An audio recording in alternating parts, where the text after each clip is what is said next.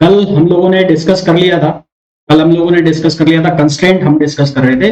Constraint के अंदर हम लोगों ने डिस्कस कर लिया था कि होलोनोमिक कंस्ट्रेंट क्या होते हैं, नॉन होलोनोमिक कंस्ट्रेंट क्या होते हैं। उसके अलावा हमने ये डिस्कस कर लिया था जियोमेट्रिक कंस्ट्रेंट क्या होते हैं और काइनेमेटिक कंस्ट्रेंट क्या होते हैं। आज हम उसके आगे का जो है उसको हम डिस्कस करेंगे, यानी कि सबसे पहले हम ये डिस्कस करेंगे कि कंस्ट्रेंट के और कौन से टाइप है ना। तो दो और टाइप है कंस्ट्रेंट के, एक होता है स्क्लेरोनोमिक और एक होता है रियोनोमिक। वहीं से स्टार्ट कर देते हैं। तो स्क्लेरोनोमिक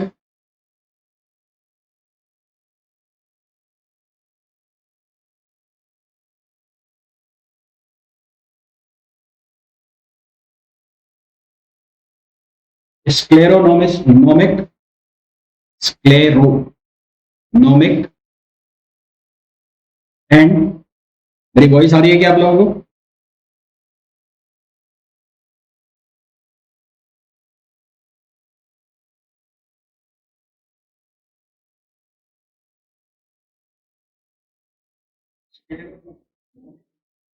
अरे scleronomic and rheonomic, scleronomic and rheonomic constraint,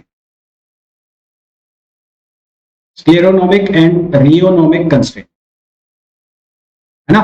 कल तक हम लोग डिस्कस कर चुके हैं, कल तक हमने डिस्कस कर लिया कि जियोमेट्रिक कंस्ट्रेंट क्या होता है, काइनेमेटिक कंस्ट्रेंट क्या होते हैं, उसके अलावा होलोनोमिक नॉन होलोनोमिक क्या होते हैं। आज हम डिस्कस करेंगे सबसे पहले स्क्लेरोनोमिक एंड रियोनोमिक कंस्ट्रेंट क्या होता है। स्क्लेरो जो शब्द है, स्क्लेरो स्क्लेरो स्क्लेरो जो वर्ड है उसका मीनिंग होता है रिजिड, इसका मीनिंग होता है रिजिड। और रियो जो वर्ड है, रियो, उस रियो वर्ड का मीनिंग होता है रनिंग, इसका मीनिंग होता है रनिंग। इसी तरह से एक वर्ड होता है एक्सप्लिसिट, एक्सप्लिसिट, और एक होता है इम्प्लिसिट। एक शब्द होता है एक्सप्लिसिट और एक होता है इम्प्लिसिट। एक्सप्लिसिट का मतलब होता है जब कोई फंक्शन टाइम पे सीधा सीधा डिपेंड कर रहा हो, जब कोई फंक्शन टाइम पे सीधा सीधा डिपेंड कर रहा हो, then it is known as explicit function. Implicit function का मतलब होता है जब कोई फंक्शन टाइम पे इनडायरेक्टली डिपेंडेंट कर रहा हो, जब कोई फंक्शन टाइम पे इनडायरेक्टली डिपेंड कर रहा हो तो उसको हम कहते हैं इम्प्लिसिट। तो यहां पर जो है वो फंक्शन डायरेक्टली डिपेंड कर रहा है, फंक्शन डायरेक्टली डिपेंड कर रहा है, directly depend on time, depend on time, तो उसको हम नाम देते हैं एक्सप्लिसिट। और यदि वो इनडायरेक्टली डिपेंड करता है, मतलब यहां पर एक्स वाई जेड लिखा है, एक्स इनडायरेक्टली डिपेंड कर रहा है टी पर यानी कि टाइम पर, वाई इनडायरेक्टली डिपेंड कर रहा है टाइम पर, जेड इनडायरेक्टली डिपेंड कर रहा है टाइम पर, तो function indirectly depends on time, तो उसको हम कहते हैं इम्प्लिसिट फंक्शन। तो इसका रियोनोमिक और स्क्लेरोनोमिक से क्या लेना देना है? तो यदि इक्वेशन ऑफ कंस्ट्रेंट, जो कंस्ट्रेंट की इक्वेशन बनती है, उसके अंदर टाइम नहीं है, इसके अंदर टाइम का कोई भी फैक्टर नहीं है, ठीक है, या ऐसा कह लो कि कंस्ट्रेंट ऑफ जो इक्वेशन ऑफ कंस्ट्रेंट है वो does not involve time explicitly, does not involve time explicitly, मतलब टाइम उसमें सीधा सीधा प्रेजेंट नहीं है, इम्प्लिसिटली उसमें टाइम प्रेजेंट है। तो ऐसा जो कंस्ट्रेंट है उसको हम स्क्लेरोनोमिक कहते हैं, ठीक है। तो if equation of constraint, if equation of constraint does not involve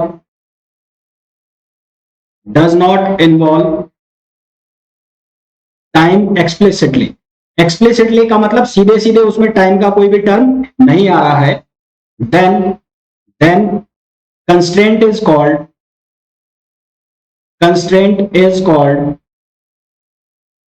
कौन सा कंस्ट्रेंट कहलाएगा? वो कहलाएगा स्क्लेरोनोमिक, स्क्लेरोनोमिक। तो उस कंस्ट्रेंट को हम क्या नाम देंगे? स्क्लेरोनोमिक।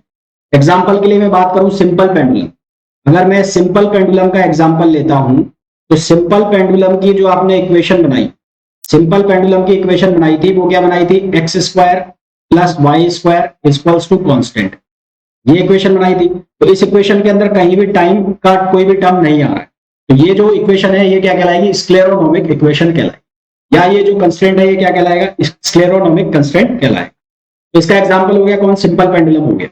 वहीं यदि जो इक्वेशन है कंस्ट्रेंट की वो उसके अंदर टाइम का कोई टर्म आ रहा है, मतलब वो एक्सप्लिसिटली डिपेंड कर रही है, एक्सप्लिसिटली डिपेंड कर रही है किसके ऊपर, टाइम के ऊपर, तो उस इक्वेशन को या उस कंस्ट्रेंट को हम नाम देते हैं रियोनोमिक।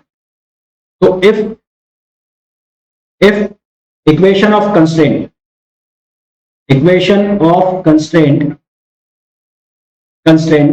involves time explicitly, then constraint is said to be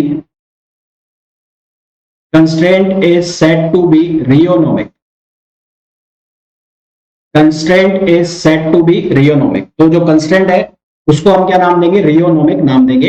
example के लिए अगर मैं बात करूं तो एग्जाम्पल इसका क्या हो जाएगा, simple pendulum with oscillating support. Simple pendulum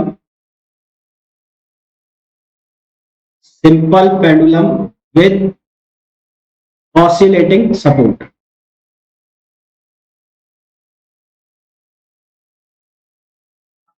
ये क्या मतलब हुआ इसका मतलब ये हुआ कि मान लो आपके पास यहां पर कोई ऐसा एक्सेस है और ये एक्सेस है y, ये एक्सेस है x और ये है y।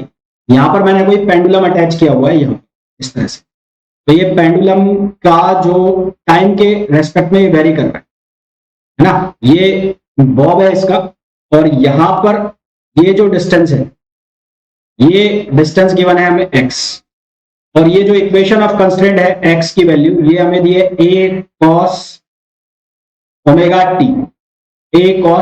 t। तो यहां से और यहां तक की जो डिस्टेंस है, ये जो डिस्टेंस है, ये डिस्टेंस किसके ऊपर डिपेंड करेगी, अब ये डिपेंड करेगी कि जो ये एंगल है, ये थीटा जो एंगल है थीटा, ये थीटा की एंगल की वैल्यू हो गई ओमेगा टी। तो ये पूरा डिपेंड करेगी कि टाइम के रेस्पेक्ट में जैसे जैसे टाइम की वैल्यू चेंज होगी तो एक्स की वैल्यू क्या होती जाएगी, चेंज होती जाएगी। तो ये जो एग्जांपल है ये किसका हो जाएगा, सिंपल पेंडुलम का जो ऑसिलेटिंग सपोर्ट के साथ है, ये हो जाएगा रियोनोमिक कंस्ट्रेंट। तो अब हमने जो कंस्ट्रेंट की बात की, तो अगर उनको मैं एक लाइन में आपको समझाऊं तो सबसे पहले मैंने आपको सिंपल पेंडुलम की बात की थी। तो सिंपल पेंडुलम कौन कौन सा कंस्ट्रेंट के एग्जांपल में आ जाता है, सिंपल जो पेंडुलम है ये कौन सा है, सिंपल पेंडुलम। तो सिंपल पेंडुलम सबसे पहला तो कौन सा हो गया, ज्योमेट्रिक। सेकंड ये कौन सा हो गया, होलोनोमिक। कौन से होते हैं, जिनकी जो इक्वेशन है उसमें इक्वलिटी का साइन होता है। थर्ड ये कौन सा हो गया, ये हो गया स्क्लेरोनोमिक। थर्ड ये कौन सा हो गया, स्क्लेरोनोमिक। फिर अगर मैं सेकंड एग्जांपल लूं, एक पार्टिकल है जो स्फीयर के ऊपर, हेमिस्फीयर के ऊपर मोशन कर रहा है, तो ये किस किस का एग्जांपल होगा, ये हो जाएगा सबसे पहले तो कौन सा, जियोमेट्रिक। ये नॉन होलोनोमिक हो जाएगा,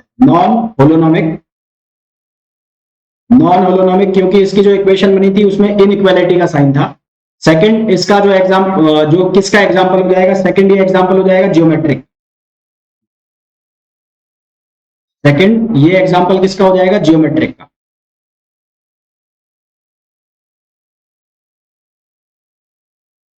एक मिनट हो गया।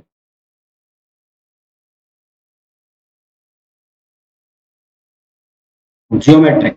और थर्ड ये एग्जांपल हो जाएगा किसका, स्क्लेरोनोमिक। ठीक है, फिर और फर्दर एग्जांपल डिस्कस करें तो थर्ड एग्जांपल हो गया हमारे पास एक रोलिंग सिलेंडर। तो रोलिंग सिलेंडर किस किस के एग्जांपल के केस में आएगा, रोलिंग सिलेंडर आएगा ज्योमेट्रिक कंस्ट्रेंट, ज्योमेट्रिक। हालांकि जो रोलिंग सिलेंडर है उसकी इक्वेशन जो काइनेमेटिक कंस्ट्रेंट की बनेगी, परंतु क्योंकि वो इंटीग्रेबल होगा, है ना, वो इंटीग्रेबल होगा, तो मैंने ये बात की थी कि यदि काइनेमेटिक कंस्ट्रेंट ज्योमेट्रिकल में इंटीग्रेट हो जाता है तो उसको हम ज्योमेट्रिक में कंसीडर करेंगे और उसको हम होलोनोमिक भी कहेंगे। तो ये और कौन सा होगा, ये होगा होलोनोमिक। फिर थर्ड नंबर पे कौन सा होगा, स्क्लेरोनोमिक, क्योंकि इसमें कोई टाइम का टर्म्स है नहीं इसमें, तो ये कौन सा होगा? स्क्लेरोनोमिक।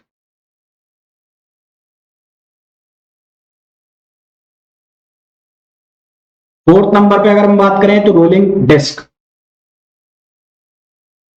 रोलिंग डिस्क, रोलिंग डिस्क किस किस का एग्जांपल हो जाएगा? रोलिंग डिस्क होगा काइनेमेटिक कंस्ट्रेंट, काइनेमेटिक। फिर ये कौन सा होगा? ये होगा नॉन होलोनोमिक, नॉन होलोनोमिक। फिर ये कौन सा होगा? ये होगा स्क्लेरोनोमिक।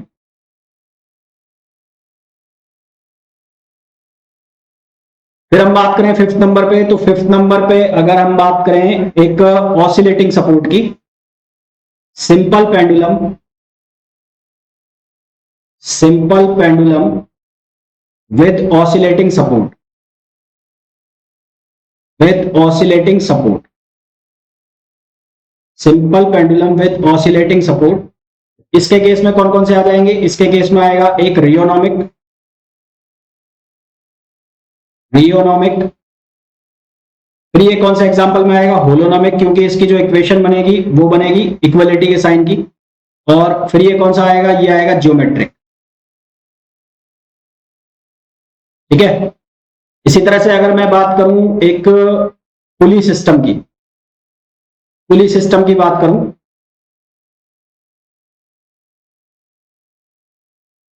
तो ये कौन कौन से एग्जांपल में आएगा? ये बनेगा हमारे पास होलोनोमिक, होलोनोमिक।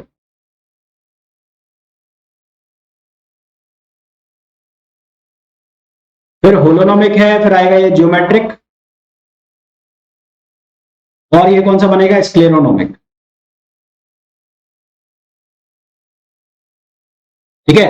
तो जो क्वेश्चंस आपसे पूछे जाएंगे वो इस तरह से पूछे जाएंगे कि simple pendulum is the example of which of the following constant, जो particle on a semi sphere या सेमी हेमिस्फेयर या hemisphere is example of which of the following example, rolling cylinder is example of which of the following constraint, rolling disc is example of which of following constraint, simple pendulum with oscillating support is example of following constraint। इसके अलावा ये पूछ लिया कि आपसे कि two masses rolling over a pulley, two masses tied with a string rolling over a pulley is example of which of the following constraint। तो इस तरह से constraint में क्वेश्चन पूछे जाते हैं। तो it is all about constraint। constraint क्या होते हैं, कंस्टेंट किस टाइप के होते हैं, कौन सा किसका एग्जांपल होता है, इतना आपसे पूछा जाता है। जितना आपके एग्जाम में आपसे पूछा जा सकता है उसकी मैंने बात करी। यहां तक क्लियर है सभी को? हाँ भाई बोलते जाओ कि मेरे को समझ में तो आएगा कि मैं आ रहा है नहीं आ रहा समझ में। उसके बाद नेक्स्ट टॉपिक पे डिस्कशन करें। ठीक है भाई। नेक्स्ट टॉपिक हमारा आ जाता है generalise coordinate and degree of freedom.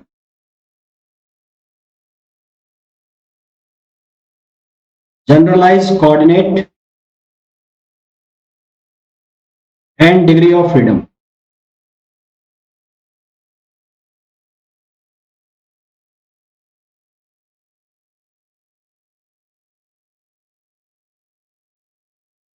देखो जनरलाइज कोऑर्डिनेट क्या होते हैं, सबसे पहले उसको मैं डिस्कस कर लेता हूं। तो यहां डिस्कस कर लेते हैं साइड। हमारे पास कोई सिस्टम है, कार्टेशियन कोऑर्डिनेट है, कार्टेशियन कोऑर्डिनेट सिस्टम है। तो कार्टेशियन कोऑर्डिनेट में मैं यूज करता हूं जो कोऑर्डिनेट्स वो यूज करता हूं एक्स में, वाई में और जेड में। इसी तरह से मेरे पास स्फेरिकल कोऑर्डिनेट सिस्टम है। स्फेरिकल कोऑर्डिनेट सिस्टम में हम यूज करते हैं आर, थीटा और फाई। और इसी तरह से मैं सिलेंड्रिकल कोऑर्डिनेट सिस्टम की बात करूं तो सिलेंड्रिकल कोऑर्डिनेट सिस्टम में हम यूज करते हैं रो, थीटा और जेड, है ना। तो अलग अलग सिस्टम में हम अलग अलग कोऑर्डिनेट्स यूज कर रहे हैं। अभी तो हम केवल 3 कोऑर्डिनेट सिस्टम पढ़ते हैं। जैसे जैसे हम और इन डेप्थ फिजिक्स में जाते जाते हैं तो नंबर ऑफ कोऑर्डिनेट्स भी बढ़ते जाते हैं और जो कोऑर्डिनेट सिस्टम्स हैं वो भी चेंज होते जाते हैं। तो हर एक सिस्टम के लिए कोऑर्डिनेट्स को याद रखना कि इसमें पोजीशन को हम एक्स से डिनोट करेंगे, वेलोसिटी को वी से करेंगे। स्फेरिकल में हम पोजीशन को आर से करेंगे, वेलोसिटी को आर डॉट से करेंगे या थीटा डॉट से करेंगे। तो वो सब चीजों को याद रख पाना वो मुश्किल है, यानी कि एक स्टैंडर्डाइज प्रोसेस नहीं है ना। फॉर एग्जाम्पल कि मैं यहां पर मैं राजस्थान में बैठा हूं तो राजस्थान में बैठ के मैं XYZ सिस्टम यूज कर रहा हूं। आप दूसरे स्टेट में बैठे हैं, वहां पर आप यूज कर रहे हैं आर थीटा फाइव, हमारी दोनों की कैलकुलेशंस अलग अलग चल रही हैं, आंसर सेम आ रहे हैं, वो एक अलग बात है। पर अगर हमको चीजों को एक्सचेंज करना है, चीजों को एक्सचेंज करना है तो हमारे लिए मुश्किल हो जाएगा, क्योंकि वहां पर तुम्हारे वहां पर कोऑर्डिनेट सिस्टम अलग चल रहा है, हमारे यहाँ कोऑर्डिनेट सिस्टम अलग चल रहा है। तो इसलिए एक ऐसी जरूरत पड़ी कि जब दो लोगों के बीच में जो मैकेनिक्स से डील करते हो, उनके बीच जब कम्युनिकेशन हो मैकेनिक्स को लेके या किसी पर्टिकुलर प्रॉब्लम को लेके, तो एक स्टैंडर्डाइज तरीके से होना चाहिए। तो इसलिए ये सब जो लिखे हुए हैं X Y Z R theta phi rho phi Z, इन सबको हटा दिया गया और एक सिस्टम लाया गया जिसको कहते हैं जनरलाइज कोऑर्डिनेट। जनरलाइज वर्ड जो है उसका मतलब होता है व्यापक, मतलब जो नॉर्मली हर जगह यूज किया जाता है। तो इन सबको हटाकर एक कोऑर्डिनेट सिस्टम लाया गया जिसको कहते हैं जनरलाइज कोऑर्डिनेट, और उस जनरलाइज कोऑर्डिनेट के अंदर जो एक्स वाई जेड हम जो यूज करते हैं उसको लिखा गया Q1 Q2 Q3 and Q4 and so, इस तरह से लिखा गया है ना। तो ये जो है ये जितने भी Q1 Q2 Q3 Q4, इनको हम कहते हैं जनरलाइज कोऑर्डिनेट्स, इनको हम कहते हैं जनरलाइज कोऑर्डिनेट्स। अब ये जो Q1 Q2 Q3 है ये कुछ भी हो सकते हैं, Q1 वेलोसिटी भी हो सकता है, पोजीशन कोऑर्डिनेट भी हो सकता है, ये फोर्स की वैल्यू भी हो सकती है, ये एक्सेलरेशन की वैल्यू भी हो सकती है, डिपेंडिंग ऑन कि क्वेश्चन में क्या बात चल रही है। इन सब चीजों को जनरलाइज कर दिया गया कि मैं फोर्स को F से लिख रहा हूं, एक्सेलरेशन को A से लिख रहा हूं, वेलोसिटी को B से लिख रहा हूं, उन सब चीजों को खत्म कर दिया गया, सिर्फ नाम दे दिया गया Q, QI QJ Q, इस तरह से चलेगा। तो उसको हमने जनरलाइज कोऑर्डिनेट कहा। तो ये जो जनरलाइज कोऑर्डिनेट है कुल मिलाकर कर क्या रहे हैं, तो एक सिस्टम को कॉन्फ़िगर कर रहे हैं। तो जनरलाइज कोऑर्डिनेट इंडिपेंडेंट कोऑर्डिनेट्स हैं जो एक सिस्टम को कॉन्फ़िगर करते हैं। तो ऐसे जो कोऑर्डिनेट्स हैं उनको जनरलाइज कोऑर्डिनेट कहते हैं, ठीक है। तो minimum number of minimum number of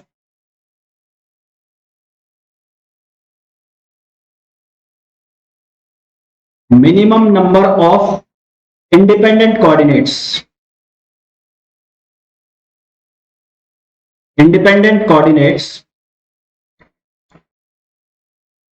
minimum number of independent coordinates to configure the dynamic system,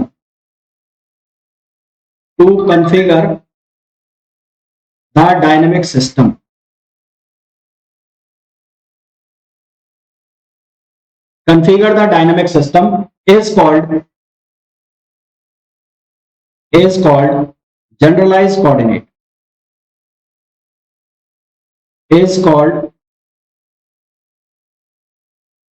generalise coordinate,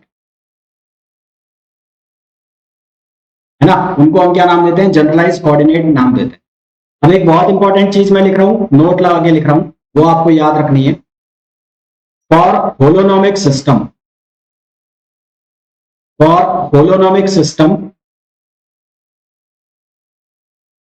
generalise coordinates को मैं लिखूंगा GC से, जनरलाइज कोऑर्डिनेट्स को हम लिखेंगे GC से, और ये बराबर होगा N के।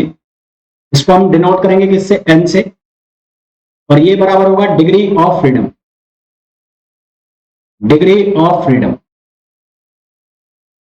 तो होलोनोमिक सिस्टम के लिए जनरलाइज कोऑर्डिनेट और डिग्री ऑफ फ्रीडम जो है वो इक्वल होंगे। होलोनोमिक सिस्टम के लिए जनरलाइज कोऑर्डिनेट या होलोनोमिक कंस्ट्रेंट्स के लिए जनरलाइज कोऑर्डिनेट और डिग्री ऑफ फ्रीडम बराबर हो, यानी कि दोनों की डेफिनेशन सेम हो जाएगी। और फॉर नॉन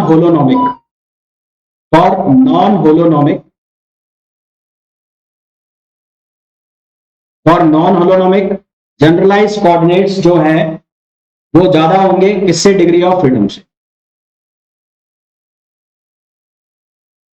जनरलाइज कोऑर्डिनेट्स की वैल्यू ज्यादा होगी किससे, डिग्री ऑफ फ्रीडम से, नॉन होलोनोमिक सिस्टम के लिए। नॉन होलोनोमिक में हमने बात की थी रोलिंग डिस्क की, तो एग्जांपल के लिए अगर मैं रोलिंग डिस्क की बात कर लूं, रोलिंग डिस्क, तो रोलिंग डिस्क के केस में उसके जो जनरलाइज कोऑर्डिनेट्स है वो होते हैं 4, जबकि उसके जो डिग्री ऑफ फ्रीडम होते हैं वो होते हैं 3। तो यहां पर GC वो ज्यादा हो गया किससे, डिग्री ऑफ फ्रीडम से।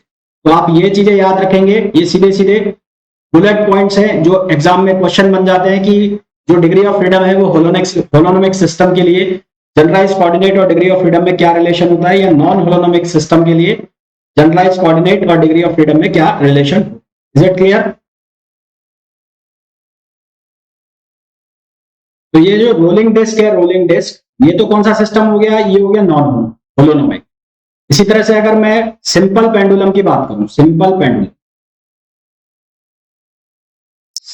पेंडुलम, तो अगर हम सिंपल पेंडुलम की बात करें तो ये सिंपल पेंडुलम है और ये सिंपल पेंडुलम की ये पोजीशन में है फिलहाल ये, और ये थीटा है।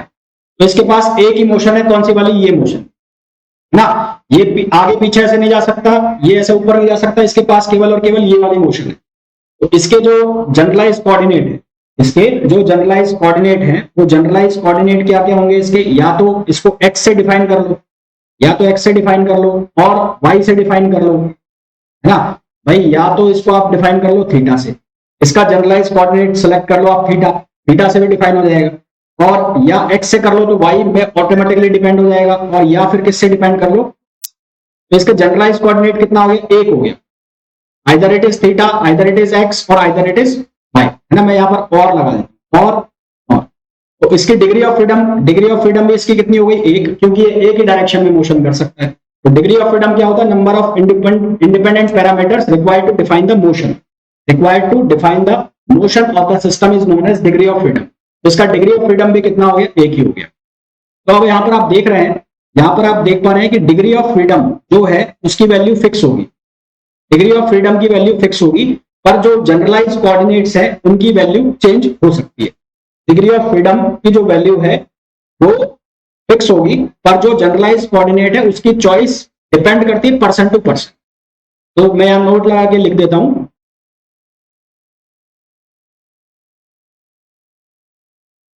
Degree of freedom of particular problem, degree of freedom of particular particular problem और सिस्टम इज फिक्स्ड, ये फिक्स होगा, ठीक है। यानी कि same for everyone, is same for everyone, ऐसा लिख दूं वो ज्यादा सही होगा, is same for everyone but GC, GC choice of GC, but choice of GC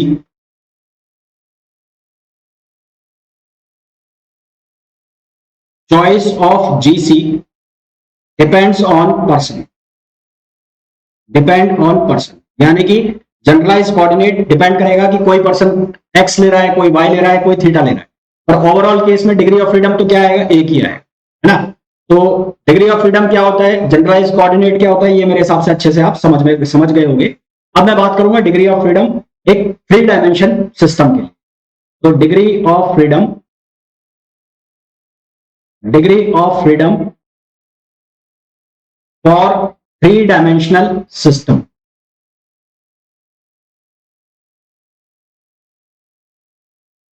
ठीक है। एक थ्री डायमेंशन सिस्टम के लिए मैं डिग्री ऑफ फ्रीडम की बात कर रहा हूं। देखो भाई अब इसको कैसे सॉल्व करेंगे, मैंने एक थ्री डायमेंशनल सिस्टम ले लिया ऐसा, ये हो गया, इसमें कोई पार्टिकल रखा है यहां, तो मेरा क्वेश्चन है कि इसकी डिग्री ऑफ फ्रीडम क्या होगी। माय क्वेश्चन इज, ये जो पार्टिकल है इसकी डिग्री ऑफ फ्रीडम क्या होगी। भाई इस पार्टिकल को डिफाइन करने के लिए आपको कितने कोऑर्डिनेट चाहिए, तीन कोऑर्डिनेट चाहिए। अगर मैं एक्स वाई जेड की बात कर रहा हूं तो एक्स वाई जेड, अगर मैं आर थीटा फाइव की बात कर रहा हूं तो आर थीटा फाइव। तो इस पार्टिकल को आपको कन्फिगर करने के लिए या इस सिस्टम में डिफाइन करने के लिए आपको कितने कोऑर्डिनेट्स चाहिए, तीन कोऑर्डिनेट्स चाहिए। तो इसके जो डिग्री ऑफ फ्रीडम है वो कितने हो गए, तीन। या आप ऐसा भी कह सकते हो ये पार्टिकल फ्री है तीनों डायरेक्शन में मोशन के लिए, एक्स में भी जा सकता है, वाई में भी जा सकता है और जेड में भी जा सकता है। तो ये वन पार्टिकल सिस्टम हो गया। अब मैं टू पार्टिकल सिस्टम की बात करता हूं, टू पार्टिकल सिस्टम। अब जब मैं टू पार्टिकल सिस्टम की बात कर रहा हूं तो टू पार्टिकल सिस्टम में मैंने कुछ ऐसा बना दिया, ये कुछ ऐसा बना दिया, समझ गए। अब ये दो पार्टिकल सिस्टम है और अभी इसके जो डिग्री ऑफ फ्रीडम है वो कितने होंगे, छह। अभी इसके जो डिग्री ऑफ फ्रीडम कितने होंगे, छह, है ना। अभी प्रेजेंट में इसके डिग्री ऑफ फ्रीडम कितने दिखाई दे रहे हैं आपको, छह। जब मैंने इसको लिंक नहीं किया, यानी कि तीन इसके और तीन इसके, तो इसके डिग्री ऑफ फ्रीडम कितने हो गए, छह। अब इसका मैं दूसरा केस बना देता हूं, अब इसका मैं दूसरा केस बना देता हूं।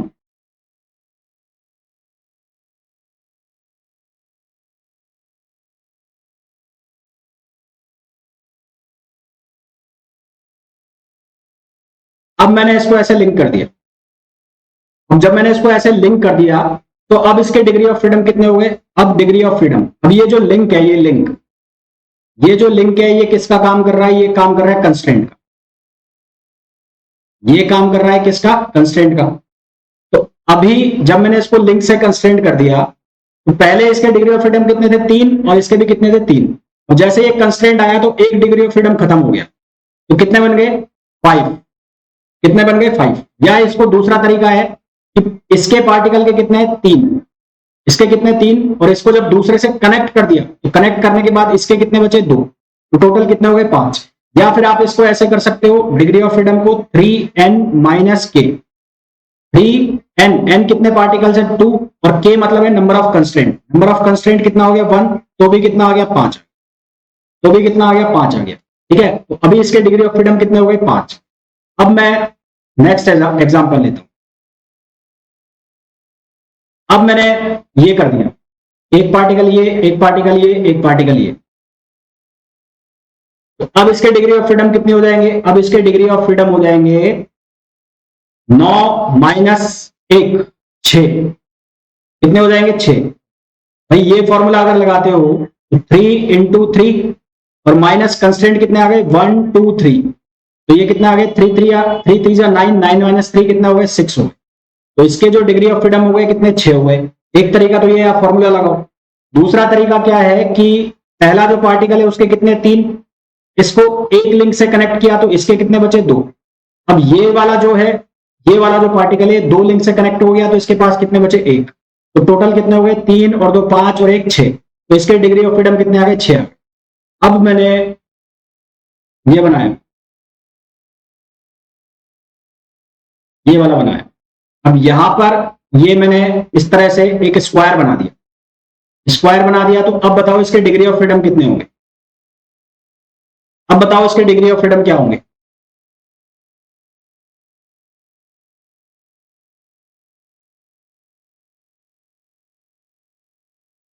8 होंगे नहीं डिग्री ऑफ फ्रीडम, 6 जाएंगे मैक्सिमम, 6 जाएंगे, 6 से ज्यादा जाएंगे नहीं।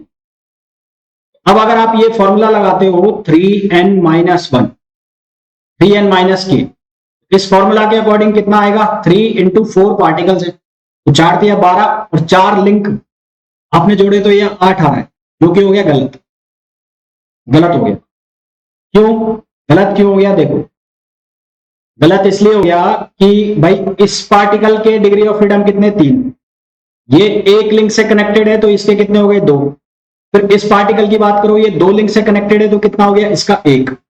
और अब ये जो पार्टिकल है ये किस भाई, इसके 3, इसके 2, इसके कितने हुए? 1। तो इसके बाद 1 के बाद कितना होगा? 0। तो total number of degree of freedom कितने आ रहे हैं? 3 2 5 और 1 6। तो टोटल डिग्री ऑफ फ्रीडम कितने आ रहे हैं? 6। और इस फॉर्मूला से आ रहे हैं 8। तो इसका मतलब इस फॉर्मूला को करेक्ट करना पड़ेगा।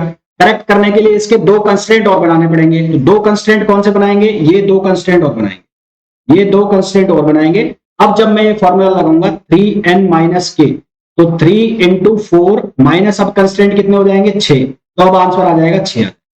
तो पहले जब मैंने स्क्वायर बनाया था तो उससे अगर मैं फॉर्मूला लगाऊं तो फॉर्मूला से आंसर नहीं आएगा। फॉर्मूला को करेक्ट करने के लिए मेरे को 2 कंस्ट्रेंट और बनाने पड़े। तो इसलिए इट इज बेटर कि आप ऐसे करो कि एक पार्टिकल का 3, फिर उसको एक लिंक से कनेक्ट कर दिया, फिर 2, फिर आगे वाले के फिर कितने बचा? 1, फिर उससे आगे वाले का कितना बचा? 0। एग्जाम्पल के लिए मैं आपको और बताऊं कि मैं 5 लिंक का एग्जाम्पल लेता हूं।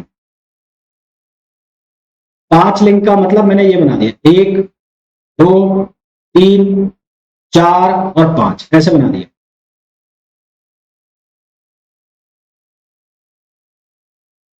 ये बनाया। मैक्सिमम 6 होंगे, 6। हाँ मैक्सिमम 6 होंगे, 6 मैक्सिमम 6 होंगे। अब देखो इसके लिए क्या होगा कि अगर मैं इस पार्टिकल को देखूं तो 3 2, ये कितना होगा? 1, ये कितना होगा? 0, और फिर ये नेगेटिव में जाएगा। नेगेटिव में जा नहीं सकता तो यहां पर भी हम क्या लिखेंगे? 0। तो इसका डिग्री ऑफ फ्रीडम भी आएगा कितना? 6। अब अगर मैं फॉर्मूला लगाता हूं तो फॉर्मूला से क्या लगेगा? 3n, n कितना है? 1 2 3 4 5 5, और यहां पर कंस्ट्रेंट आपको कितने दिख रहे हैं? 1 2 3 4 5।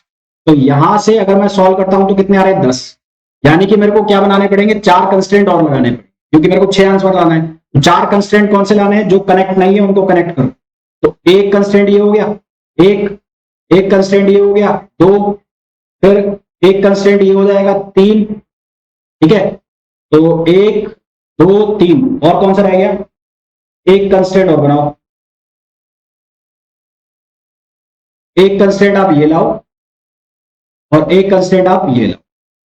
अब यहां पर कितने हो गए, 5 या 15, और अब 15 और ये total number of constraint count करो आप, 1 2 3 4 5 6 7 6 7 8 9 10, है ना। तो टोटल नंबर ऑफ कंस्ट्रेंट जो है यहाँ पर, ये शायद कुछ गड़बड़ हो रही है, तो टोटल नंबर ऑफ कंस्ट्रेंट यहाँ पर कुछ बनाएंगे हम, तो ये डिग्री ऑफ फ्रीडम इसका कितना आ जाएगा, 6 आ जाएगा।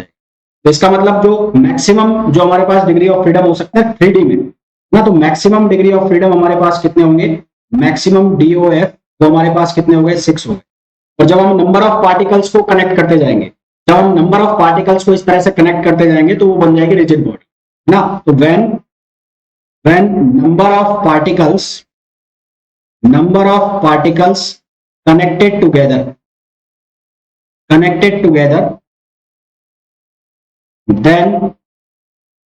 it will take the shape of rigid body।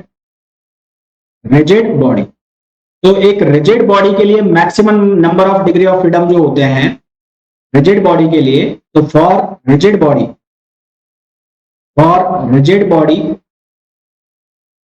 Maximum degree of freedom कितने होंगे, 6 होंगे।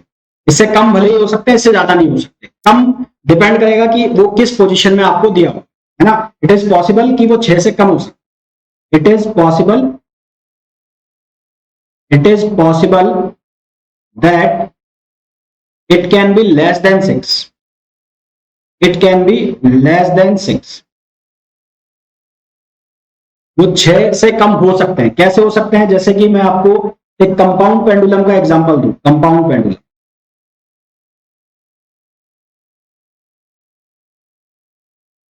मैं कंपाउंड पेंडुलम का आपको एग्जांपल इस तरह से दूं कि ये मैंने कंपाउंड पेंडुलम बना दिया। इस कंपाउंड पेंडुलम में मैंने यहां पर एक हॉरिजॉन्टल एक्सिस ले लिया और एक ये वर्टिकल एक्सिस है। तो ये कंपाउंड पेंडुलम की जो मोशन है वो कौन सी मोशन है, केवल ये मोशन है। ये जो कंपाउंड पेंडुलम है केवल ये मोशन कर सकता है, ये वाली मोशन। तो साफ साफ दिख रहा है कि इसकी जो डिग्री ऑफ फ्रीडम है वो क्या है, 1 है। ये रिजिड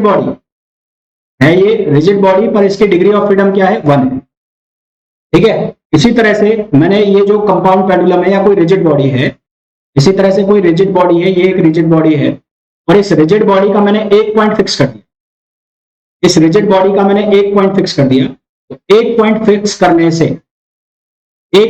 करने से क्या होगा, इसके डिग्री ऑफ फ्रीडम अब कितने हो गए, इसके डिग्री ऑफ फ्रीडम हो गए 3। When 1 point of rigid body is fix, when 1 point of rigid body is fixed. क्योंकि जब मैंने इसका एक पॉइंट फिक्स कर दिया तो हॉरिजॉन्टल मोशन इसका बंद हो गया, वर्टिकल मोशन इसका बंद हो गया, और इसका जो जेड डायरेक्शन में मोशन है वो सारे बंद हो गए। अब ये क्या कर सकती है, केवल ये एक्स के अबाउट रोटेट कर सकती है, ये वाई के अबाउट रोटेट इसको करा लो, आप इसको जेड के अबाउट रोटेट करा लो। तो ये इसके पास 3 मोशन है, या तो ऐसे घुमा लो, या इसको वाई के अबाउट घुमा लो, या इसको जेड के अबाउट। रिजिड बॉडी का एक पॉइंट फिक्स किया तो उसकी जो डिग्री ऑफ फ्रीडम हो गई वो हो गए 3। और इसी तरह से रिजिड बॉडी के यदि आप 2 पॉइंट फिक्स कर दो, यदि रिजिड बॉडी के आप 2 पॉइंट फिक्स कर दो, यानी कि एक पॉइंट ये फिक्स कर दिया और एक पॉइंट ये फिक्स कर दिया, 2 पॉइंट फिक्स। अब इसके 2 पॉइंट फिक्स कर दिए तो इसका डिग्री ऑफ फ्रीडम क्या रह जाएगा, 1 रह जाएगा, क्योंकि केवल ये एक ही डायरेक्शन में रोटेट कर पाएगी। इसके ट्रांसलेशन मोशन क्या हो जाएंगे, बंद हो जाएंगे। तो इसका जो डिग्री ऑफ फ्रीडम हो जाएगा वो क्या हो जाएगा, 1 हो जाएगा, ठीक है। तो it is all about degree of freedom in 3 dimension. 3 dimension में जो डिग्री ऑफ फ्रीडम है वो किस तरह से हमें डील करना है, वो मेरे हिसाब से आप लोगों को समझ में आ गया। अब मैं बात करूंगा degree of freedom in plane. Degree of freedom in plane, plane का मतलब है 2 डायमेंशन, 2D की मैं बात कर रहा हूं। तो 2D के केस में क्या होगा कि हमारे पास एक प्लेन है, केवल एक प्लेन है, तो इस प्लेन के लिए हमारे पास एक पॉइंट है, इसका जो डिग्री ऑफ फ्रीडम है वो कितना हो जाएगा, अब हो जाएगा 2, क्योंकि हम प्लेन की बात कर रहे हैं और प्लेन में 2 डायमेंशन में चाहिए, 2 कोऑर्डिनेट्स चाहिए। अब अगर मैं 2 पार्टिकल सिस्टम लूं, 2 पार्टिकल सिस्टम लूं तो ये हो जाएगा ऐसा, तो ये हो जाएगा 2 और ये हो जाएगा 1, तो इसका जो डिग्री ऑफ फ्रीडम है वो कितना हो जाएगा 3। और अगर आप फॉर्मूला बनाना चाहो इसके लिए तो फॉर्मूला बनेगा 2n माइनस के, 2n माइनस के, n हो गया number of particles, 2 multiply by 2, 2 multiply by 2 4 minus 1 constant कितना आ गया 4 माइनस 1 3 आ गया। अगर आप 3 पार्टिकल का सिस्टम लोगे 1 2 और 3 तो ये कितना हो जाएगा 2 और ये 1 और ये 0। इसका मतलब यहां पर जो मैक्सिमम डिग्री ऑफ फ्रीडम है वो कितना होगा 3 होगा। दैट मीन्स कि यहां पर जो मैक्सिमम डिग्री ऑफ फ्रीडम है वो कितना होगा 3 होगा, इसके केस में 2 डायमेंशन के केस में। क्योंकि अगर आप फॉर्मूला लगाते हो तो 2 इंटू 3 माइनस 3, तो ये हो गया 6 माइनस 3 कितना हो गया 3। 4 पार्टिकल सिस्टम का अगर आप अरेंजमेंट करते हो 1 2 3 और 4, तो ये कितना हो जाएगा, ये हो जाएगा 2 1 0 और 0, तो ये डिग्री ऑफ फ्रीडम भी कितना आएगा, ये भी कितना आएगा 3 आएगा। ठीक है, तो डिग्री ऑफ फ्रीडम क्या होता है, कैसे उसे निकाला जाता है वो मैंने आपको बहुत अच्छे से समझा दिया। जनरलाइज कोऑर्डिनेट्स क्या होता है वो मैंने आपको बहुत अच्छे से समझा दिया। इसके बाद हम लोग स्टार्ट करेंगे लैग्रेंजियन डायनेमिक्स की इक्वेशन क्या होती है, उसके ऊपर क्वेश्चन क्या होता है। एक चीज और मैं बता देता हूं आपको, यदि आपके पास कोई ऐसा पार्टिकल है जो प्री डिफाइंड पाथ पर चल रहा है, नोट लगा के लिख देता हूं, if a particle is moving, if a particle is moving in a predefined path,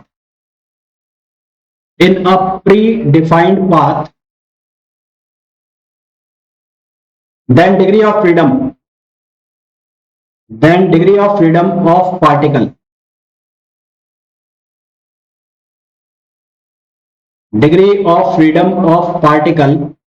is 1। तो उस पार्टिकल की जो डिग्री ऑफ फ्रीडम है वो क्या होगी, 1 होगी। एग्जाम्पल के लिए आपके पास कोई पार्टिकल है जो इस हेलिक्स के ऊपर चल रहा है, इस हेलिक्स के ऊपर कोई पार्टिकल चल रहा है, ये पार्टिकल यहां से चलता हुआ आ रहा है, तो इसकी जो डिग्री ऑफ फ्रीडम है वो कितनी होगी, 1 होगी। इसकी डिग्री ऑफ फ्रीडम क्या होगी, 1 होगी। अगर आपको कोई एग्जांपल दे दे, ऐसा स्केच बना के दे दे, ऐसा डायग्राम बना के दे दे, उसमें एक पाथ बना दिया और ये ऐसा पार्टिकल बना दिया, तो आपसे पूछा इस पार्टिकल की डिग्री ऑफ फ्रीडम क्या है, तो इसकी जो डिग्री ऑफ फ्रीडम है वो क्या होगी, 1 होगी। क्यों, क्योंकि ये एक प्री डिफाइंड पाथ के ऊपर चल रहा। तो यहां तक क्लियर सभी को, ठीक है। तो कल से हम स्टार्ट करेंगे लैग्रेंजियन डायनेमिक्स। बेसिक चीजें जो है वो मैंने आपको क्लियर करा दी। 2 नहीं होगी बेटा, 2 नहीं होगी, 2 तब होती है जब वो सिर्फ पार्टिकल होता, वो किसी पाथ के ऊपर नहीं होता। अभी एक पाथ के ऊपर है तो इसकी डिग्री ऑफ फ्रीडम 1 हो जाए। ठीक है, नेक्स्ट लेक्चर में मिलते हैं। Till then thank you.